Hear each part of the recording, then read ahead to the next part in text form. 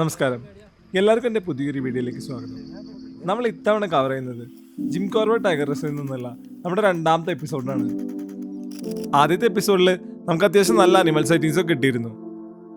ഈ നാഷണൽ പാർക്കിന് ബ്രിട്ടീഷുകാരനായ ഒരു ഹണ്ടറുടെ പേര് എങ്ങനെയാ വന്നതെന്നുള്ളൊരു രസകരമായ ഒരു കഥയും നമ്മൾ ഇതിൻ്റെ കൂടെ പറയുന്നുണ്ട് കേട്ടോ. നമ്മൾ ഇതുവരെ കോർബറ്റിൽ 4 സഫാരിയാണ് എടുത്തിട്ടുണ്ടായിരുന്നത്. അപ്പം ഇനി ബാക്കി ഇന്നത്തെ ഒരു ഈവനിങ് സഫാരിയും നാളത്തെ മോർണിംഗ് സഫാരിയാണ് ഉള്ളത്. ഞങ്ങളങ്ങനെ മോർണിംഗ് സഫാരി എല്ലാം കഴിഞ്ഞ് ഇവിടുത്തെ തിക്കാല ഫോറസ്റ്റിൽ ഇങ്ങനെ വിശ്രമിച്ചുകൊണ്ടിരിക്കുമ്പോഴാണ് സ്റ്റേയുടെ ഫ്രണ്ടിലായിട്ടുള്ള ഒരു പുഴയിൽ ഈ ചീങ്കണ്ണീനെ കാണുന്നത്. ആദ്യം നമ്മളിതൊരു മുതലയാണെന്നാണ് വിചാരിച്ചിട്ടുണ്ടായിരുന്നത്. പിന്നീട് സൂക്ഷിച്ച് നോക്കിയപ്പോഴാണ് ഇതിന് മുൻഭാഗം കുറച്ചുകൂടി കൂർത്ത് നാരോ ഷേപ്പിലാണ്. അപ്പോഴാണ് ഇതൊരു ചീങ്കണ്ണിയാന്ന് നമുക്ക് മനസ്സിലായത്.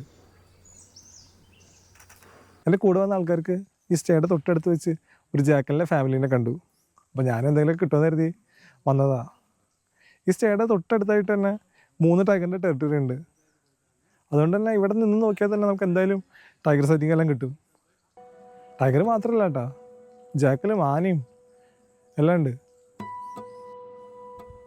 ഇവിടെ സ്ഥിരം വരുന്ന ഫോട്ടോഗ്രാഫർമാരൊക്കെ നമ്മുടെ ഒപ്പം തന്നെ ഈ ഒരു ഏരിയയിൽ വെയിറ്റ് ചെയ്തുകൊണ്ടിരിക്കുന്നുണ്ട്. മിക്ക ദിവസങ്ങളിലും ഇവിടെ ടൈഗറിൻ്റെ സൈറ്റിംഗ് കിട്ടാറുണ്ടെന്നാണ് അവർ പറഞ്ഞത്. നോർത്ത് ഇന്ത്യയിലൊക്കെ താമസിക്കുന്ന ആൾക്കാരുടെ ഒരു പ്രധാനപ്പെട്ട വൈൽഡ് ലൈഫ് ഡെസ്റ്റിനേഷനാണ് ഈ ജിം കോർബറ്റ് നാഷണൽ പാർക്ക്.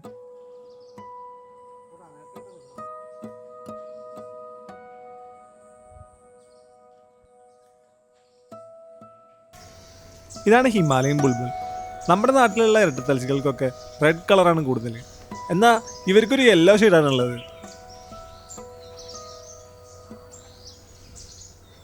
അങ്ങനെ കൃത്യം 1:30 തന്നെ നമ്മുടെ ഈവനിങ് സഫാരി സ്റ്റാർട്ടായി. ഇതാണോടെ നമ്മുടെ ഡ്രൈവർ അജീം ഭായ്. നിങ്ങൾക്ക് കോർബറ്റിലേക്കൊക്കെ വരാൻ പ്ലാൻ ഉണ്ടെങ്കിൽ എൻ്റെ ഇൻസ്റ്റാഗ്രാമിൽ ഒരു മെസ്സേജ് അയച്ചാൽ മതി കേട്ടോ. ഞാൻ ഇവരുടെ ഡീറ്റെയിൽസ് എല്ലാം ഷെയർ ചെയ്ത് തരാം. അങ്ങനെ കഴിഞ്ഞ തവണ ആനയുടെ സൈറ്റിങ് കിട്ടിയ ഗ്രാസ് ലാൻഡ് ഏരിയയ്ക്ക് തന്നെ നമ്മൾ വീണ്ടും ഒന്ന് പോകാമെന്ന് വിചാരിച്ചു. എന്തായാലും അജീംബായുടെ കണക്കൂട്ടൽ ഒട്ടും തെറ്റിയില്ല.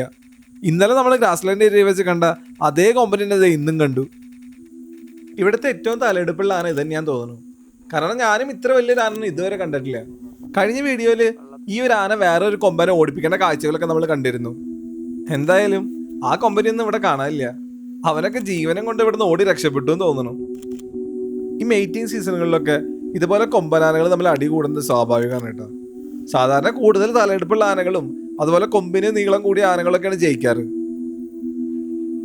അതിരപ്പള്ളിയിൽ ഈ അടുത്തായിട്ട് മസ്തകത്തിന് മുറിവേറ്റൊരു കൊമ്പൻ ചെരിഞ്ഞ വാർത്ത നിങ്ങളെല്ലാവരും അറിഞ്ഞിട്ടുണ്ടാവല്ലോ.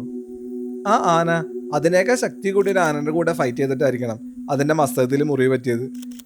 ഈ ഫൈറ്റിൽ സീരിയസ് ഇഞ്ചുറി ഒക്കെ പറഞ്ഞ ആനകൾ മിക്കപ്പോഴും ഈ അതിരപ്പള്ളി കൊമ്പനെ പോലെ തന്നെ ചെരിയാറാണ് പതിവ്. അജീംബ എന്തായാലും ഈ ആന വരുന്ന വഴിയിൽ നിന്ന് നമ്മുടെ ജിപ്സി ഒന്ന് മാറ്റി നിർത്തി. എന്നാൽ വേറൊരു ജിപ്സി ഈ ആനനെ കറക്റ്റ് ബ്ലോക്ക് ചെയ്തിട്ടിരുന്നു.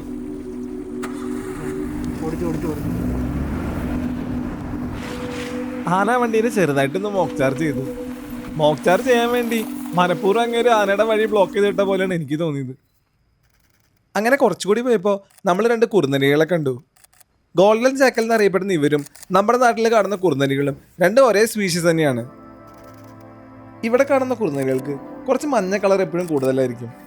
എന്നാൽ നമ്മുടെ നാട്ടിൽ കാണുന്ന കുറുനരികൾക്ക് കുറച്ച് ബ്രൗണിഷ് കളറോ അല്ലെങ്കിൽ റെഡിഷ് കളറോ ആയിരിക്കും കൂടുതൽ.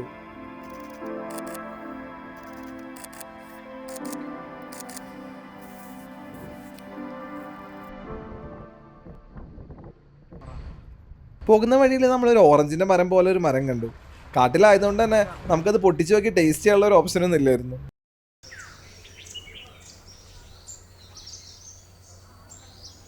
നമ്മളങ്ങനെ ടൈഗറിന് വേണ്ടി വെയിറ്റ് ചെയ്തുകൊണ്ടിരിക്കുമ്പോൾ ഒരു മരത്തിൻ്റെ മുകളിലായിട്ട് വലിയ മീൻ പരുന്തിരിക്കുന്നുണ്ടായിരുന്നു. ബാന്ധവഗർ പോലെയും പന്ന പോലെയൊന്നും നമുക്ക് അത്ര എളുപ്പത്തിൽ ടൈഗറിനെ ട്രാക്ക് ചെയ്യാൻ പറ്റിയൊരു ടെറൈൻ അല്ല കേട്ടോ ഇവിടുത്തെ. പോരത്തിന് നമുക്കാണെങ്കിൽ 4:30 സഫാരി നിർത്തിയിട്ട് നമ്മുടെ സ്റ്റേയിലേക്ക് പോവും വേണം. അതുകൊണ്ട് തന്നെ ടൈഗറിനെ സൈറ്റ് ചെയ്യുക എന്നുള്ളത് കുറച്ച് ബുദ്ധിമുട്ടുള്ള കാര്യം തന്നെയായിരുന്നു. അങ്ങനെ പോകുന്ന വഴിക്ക് പുള്ളിപ്പൊലി പിടിച്ച മാൻ്റെ അവശിഷ്ടങ്ങൾ ഒരു മരത്തിൻ്റെ മുകളിലായിട്ട് തൂക്കിയിട്ടിരിക്കുന്നത് കണ്ടു. അങ്ങനെ സഫാരി എല്ലാം തീർത്ത് നമ്മൾ നമ്മുടെ സ്റ്റേയിലേക്ക് പോയിക്കൊണ്ടിരിക്കുകയായിരുന്നു. അപ്പോഴാണ് കുറച്ച് കാട്ടുപന്നികൾ നമ്മുടെ വഴി തടഞ്ഞത്. നമ്മളിവിടെ സഫാരി എടുത്തിരിക്കുന്ന ഒരു നവംബർ മാസത്തിലായിരുന്നു. അതുകൊണ്ട് തന്നെ ഇവിടുത്തെ ഈവനിങ് സഫാരിയുടെ ടൈമിംഗ് 1:30 മുതൽ 5:30 വരെയാണ്. എന്നാൽ വേനൽക്കാലങ്ങളിലൊക്കെ വരാണെങ്കിൽ 3 മണി മുതൽ 6 വരെയാണ് കേട്ടോ സഫാരി ടൈമിംഗ്. കുറച്ചുകൂടി മുന്നോട്ട് പോയപ്പോൾ ഒരു പുള്ളിപ്പുലിയുടെ ഫ്രഷ് പഗ്മാർക്ക് കണ്ടു. എന്തായാലും കുറച്ച് മുന്നേ ഈ റോഡിലൂടെ ഒരു പുള്ളിപ്പുലി നടന്നു പോയിരുന്നു. നമുക്ക് എന്തായാലും ആ കാഴ്ച മിസ്സായിപ്പോയി. നിങ്ങൾക്ക് എല്ലാ ആൾക്കാർക്കുള്ള ഒരു ഡൗട്ടായിരിക്കില്ല, ഈ ഫോറസ്റ്റിന് ബ്രിട്ടീഷുകാരൻ്റെ ഒരു ഹണ്ടറിൻ്റെ പേര് എങ്ങനെയാണ് വന്നതെന്ന്. എന്നാൽ ഇതിനെക്കുറിച്ച് ഒരു കുട്ടി സ്റ്റോറി ഒന്ന് കേട്ടിട്ട് വന്നാലോ? 1875 ഉത്തരാഖണ്ഡിലെ നൈനിതാൽ ജില്ലയിലാണ് ആംഗ്ലോ ഇന്ത്യൻ ഹണ്ടറും എഴുത്തുകാരനുമായ ജിം കോർബറ്റിന്റെ ജനനം. ചെറുപ്പം മുതൽ തന്നെ വന്യമൃഗങ്ങളെ ഹണ്ട് ചെയ്യുന്ന കാര്യത്തിൽ അദ്ദേഹത്തിന് ഒരു പ്രത്യേക പ്രാഗൽഭ്യം ഉണ്ടായിരുന്നു. 400ഓളം മനുഷ്യരെ കൊന്ന പന്നാറിലെ പുള്ളിപ്പുലിനെ വെടിവെച്ച് കൊന്നത് അദ്ദേഹത്തിന്റെ ഹണ്ടിങ് കരിയറിൽ ഒരു നാഴികക്കല്ലായിരുന്നു. ആകെ മൊത്തം 14 നരഭോജി പുലികളും 19 നരഭോജി കടുവകളും അദ്ദേഹത്തിന്റെ തോക്കിന്റെ മുന്നിൽ കീഴടങ്ങിയിട്ടുണ്ട്. ഇതെല്ലാം നടക്കുന്നത് 1900 മുതൽ 1940 വരെയുള്ള കാലഘട്ടത്തിലാണ്. നമ്മൾ വിചാരിക്കുന്ന പോലെ ജീപ്പിൽ പോയിട്ടും നല്ല കേട്ടോ ഈ നരഭോജികളെ സ്പോട്ട് ചെയ്യുന്നത്. അവരുടെ പഗ്മാർക്കിന്റെ പിന്നാലെ നടന്നു പോയിട്ടും ചോരപ്പാടുകളുടെ പിന്നാലെ നടന്നു പോയിട്ടും ഒക്കെയാണ് ഇവരെ സ്പോട്ട് ചെയ്യുന്നത്. ഹണ്ടിങ്ങിൽ നിന്ന് കിട്ടുന്ന ഓരോ അനുഭവങ്ങളും അദ്ദേഹം പുസ്തകത്തിൽ പകർത്തിയിരുന്നു. അതിൽ തന്നെ ഏറെ പ്രശസ്തി നേടിയ ഒരു പുസ്തകമാണ് ദ മാനിറ്റേഴ്സ് ഓഫ് കുമയൂൺ. 436 മനുഷ്യരെ കൊന്ന ചെമ്പാവർ ടൈഗർ എന്ന് പറഞ്ഞൊരു പെൺകടുവയെ ജിം കോർബറ്റ് വെടിവെച്ച് കൊന്ന കഥയാണ് കേട്ടോ ഈ ബുക്കിൽ പറയുന്നത്. അരിക്കൊമ്പനെ കേരളത്തിൽ നിന്ന് തമിഴ്നാട്ടിലേക്ക് നാട് കടത്തിയ പോലെ തന്നെ ഈ കഥയിൽ പറയുന്ന പെൺകടുവേനെ നേപ്പാളിൽ നിന്ന് ഇന്ത്യയിലേക്ക് നാട് കടത്തിയതാണ്. ഈ കടുവ നേപ്പാളിൽ ഉണ്ടായിരുന്ന സമയത്ത് 200ഓളം ആൾക്കാരെ അത് കൊന്നിരുന്നു. അതുകൊണ്ട് തന്നെ അവിടുത്തെ പട്ടാളം ഇടപെട്ട് അവിടുന്ന് നാട് കടത്തി. അങ്ങനെയാണ് അത് ഇന്ത്യൻ ബൗണ്ടറിയിൽ എത്തിയത്. ഉത്തരാഖണ്ഡിലെ ചെമ്പാവത്ത് ഏരിയയിലേക്കാണ് ഈ കടുവ വന്നത്. ഇവിടുന്ന് 236 ആൾക്കാരെ ഈ കടുവ കൊന്നിട്ടുണ്ട്. വീടുകളുടെ ഉള്ളിൽ നിന്ന് വരെ ഈ കടുവ ആൾക്കാരെ പിടിച്ചുകൊണ്ടുപോയിട്ട് തിന്നിട്ടുണ്ട്. അത്രയും ഡേഞ്ചറായ ഒരു നരഭോജി കടുവയായിരുന്നത്. 1907 സാഹസികമായ ഒരു എൻകൗണ്ടറിലൂടെ ഈ കടുവനെ ജിം കോർബറ്റ് കീഴ്പ്പെടുത്തിയത്. പോകെ പോകെ കടുവകളെ കൊല്ലുന്നതിനേക്കാൾ അവരെ സംരക്ഷിക്കുകയാണ് ചെയ്യേണ്ടതെന്ന് അദ്ദേഹത്തിന് മനസ്സിലായി. പിന്നീടുള്ള കോർബറ്റിന്റെ പരിശ്രമങ്ങളെല്ലാം കടുവകളെ പ്രൊട്ടക്ട് ചെയ്യാൻ വേണ്ടിയുള്ളതായിരുന്നു.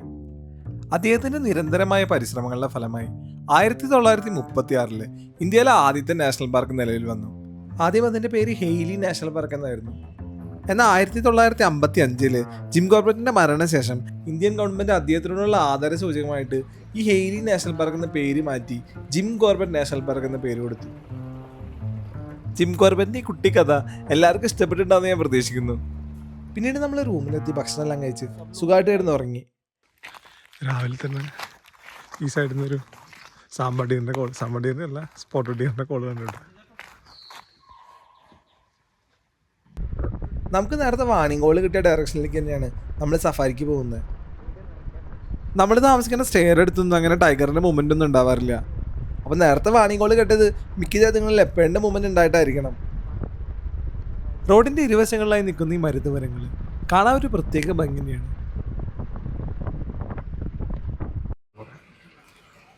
ഇതാണ് കേട്ടോ ഇവിടുത്തെ കാൻഡർബസ് സഫാരി. ഇതിൻ്റെ ഡ്യൂറേഷൻ 6 മണിക്കൂറാണ്. ഇതിനായിട്ട് നമുക്ക് സ്റ്റേ ഒന്നും ബുക്ക് ചെയ്യേണ്ട ആവശ്യമില്ല. ഇത് മാത്രം ഓൺലൈനായിട്ട് സഫാരി മാത്രമായിട്ട് ബുക്ക് ചെയ്യാൻ പറ്റും, സ്റ്റേ ഇല്ലാണ്ട്. ഞാൻ നേരത്തെ പറഞ്ഞ പോലെ ഈ രാംഗംഗ റിവറിൻ്റെ അപ്പുറത്തെ സൈഡിലായിട്ട് ഇവിടുത്തെ ഒരു ഫേമസ് ടൈഗറായ പാർവാലിയുടെ ടെറിട്ടറി ഉണ്ട്. ജനുവരി പകുതി ആകുമ്പോഴേക്കും മാത്രമാണ് അങ്ങോട്ടുള്ള പാലം പണിയാൻ തുടങ്ങുള്ളൂ. അതുകൊണ്ട് തന്നെ നിങ്ങൾ ഇങ്ങോട്ടൊക്കെ സഫാരിക്ക് വരാൻ പ്ലാൻ ഉണ്ടെങ്കിൽ എപ്പോഴും ജനുവരി മാസം കഴിഞ്ഞതിന് ശേഷം വരണതായിരിക്കും ഏറ്റവും നല്ലത്. നമ്മൾ വന്നത് ഒരു നവംബർ മാസത്തിലായതുകൊണ്ട് തന്നെ ഇവിടെയൊക്കെ ഭയങ്കര തണുപ്പാണ്. ഏകദേശം 10 ഡിഗ്രി ഒക്കെ ഉണ്ട് ഇവിടുത്തെ ടെമ്പറേച്ചർ. പോരാത്തതിന് ഓപ്പൺ ജിപ്സിൽ പോണ കാരണം തന്നെ നല്ല കാറ്റോടിക്കും. അതുകൊണ്ട് തന്നെ ഈ 10 ഡിഗ്രി ടെമ്പറേച്ചർ തന്നെ നമുക്ക് ഒട്ടും സഹിക്കാൻ പറ്റാത്ത പോലെ തോന്നും. അങ്ങനെ കുറച്ച് നേരം വെയിറ്റ് ചെയ്തപ്പോഴാണ് നമ്മുടെ പുറകിൽ നിന്നായിട്ട് ഒരു അടിപൊളി മെയിൽ ടൈഗർ വരുന്നുണ്ട്.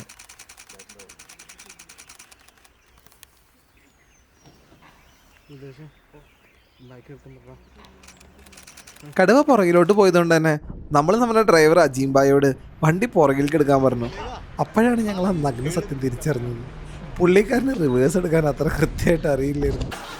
പുള്ളിക്കാരൻ റിവേഴ്സ് എടുത്തപ്പോൾ അവിടെ ഒരു വലിയ കുഴി ഉണ്ടായിരുന്നു. അത് അങ്ങേര് കണ്ടില്ല. അങ്ങനെ ഞങ്ങളുടെ ജീപ്പ് ആ കുഴിയിലങ്ങ് വന്ന് വീണു.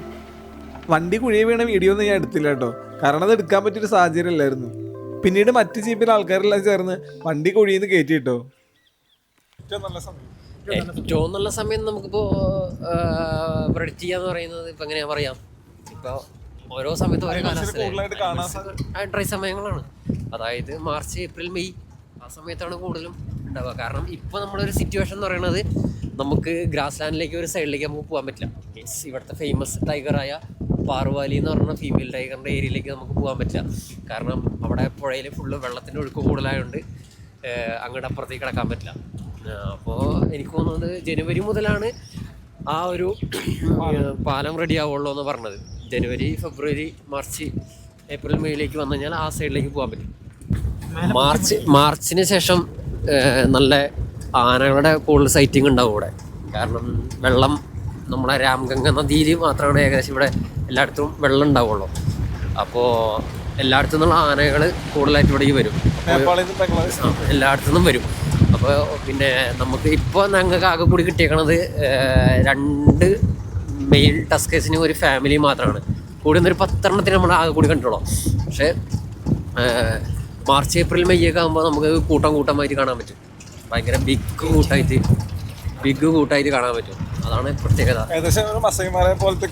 ഒരു മസൈമാർ ലാൻഡ്സ്കേപ്പുകൾ കിട്ടും നമുക്കിവിടെ. ഇപ്പോൾ കുറച്ച് കുറവാണ്. കാരണം എന്താ വെച്ചാൽ നമ്മളിപ്പോൾ മഴ കഴിഞ്ഞ് വന്നൊരു സമയമായതുകൊണ്ട് വെള്ളം ഉണ്ട്, അത്യാവശ്യം നല്ല പച്ചപ്പും കാര്യങ്ങളൊക്കെ ഉണ്ട്. പക്ഷേ മാർച്ച്, ഏപ്രിലേക്ക് വരുമ്പോൾ ഫുള്ള് ഡ്രൈ ആവും. അതാണ്. പിന്നീട് മോർണിംഗ് സഫാരിയിൽ നമുക്ക് പ്രത്യേകിച്ച് സൈറ്റിങ്സ് ഒന്നും കിട്ടിയില്ല. അപ്പോൾ ജിം കോർബറ്റിൻ്റെ ഈ വീഡിയോ ഞാൻ ഇവിടെ വെച്ച് നിർത്താണ്. ജിം കോർബറ്റിൻ്റെ പാർട്ട് 1 എപ്പിസോഡ് കാണാത്തവർക്കായിട്ട് ഞാൻ അതിൻ്റെ ലിങ്ക് ഡിസ്ക്രിപ്ഷൻ ബോക്സിൽ കൊടുക്കുന്നുണ്ട്. താല്പര്യമുള്ളവർക്ക് കയറി നോക്കാം കേട്ടോ. വീഡിയോ ഇഷ്ടപ്പെട്ടാലും ഇല്ലെങ്കിലും നിങ്ങളൊന്ന് കമൻറ്റ് ചെയ്തോളൂ കേട്ടോ. അപ്പോൾ പുതിയൊരു കാർഡിൻ്റെ കൂടുതൽ വിശേഷങ്ങളായിട്ട് വീണ്ടും കാണുന്നവരെ എല്ലാവർക്കും ബൈ ബൈ.